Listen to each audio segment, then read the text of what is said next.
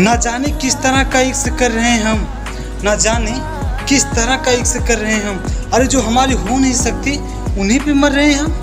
तोहरा लोरवा के दुख जब हम ना सह, एक दिन हमरे खातिर बुझिया हम ही ना रह।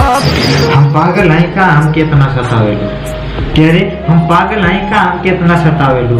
अदतिया सुधार लाई करे जा, अदतिया सुधार लाई करे जा, काहे दो चार गो से बतियावे।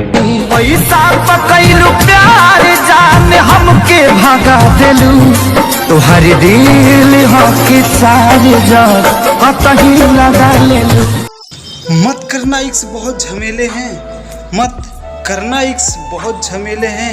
अरे हंसते तो साथ हैं, रोते अकेले हैं। अब सुना भाई जिंदगी जहां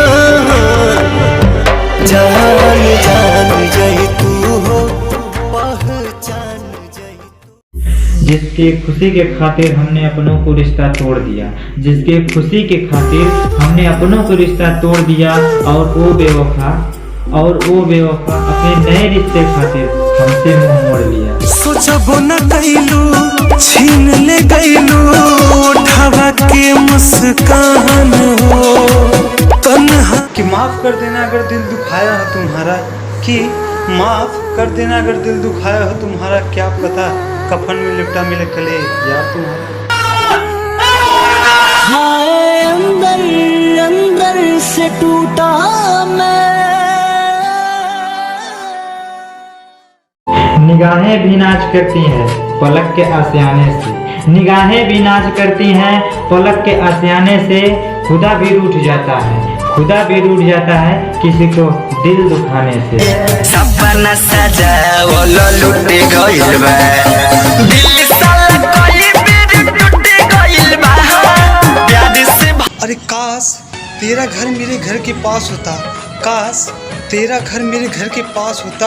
अरे बोलना ना सही, बोलना ना सही, पर देखना तो नसीब होता। इन हुस्न के जलवों ने मेरा होश उड़ा डाला, मुझे रांझा बना डाला मुझे। कि तुमसे करीला इतना प्यार ना हम तुमसे दूर रह पाए, कि तुमसे करीला हम इतना प्यार कि हम तुमसे दूर ना रह पाए। वो कि सुनाए करेजा, कि सुनाए करेजा, जब चल जेबू ससुरमा तो हम बोला कहाँ जाएबू। चली जाइबू दिलवा के देश है, अबे बतावा हमारी का होई।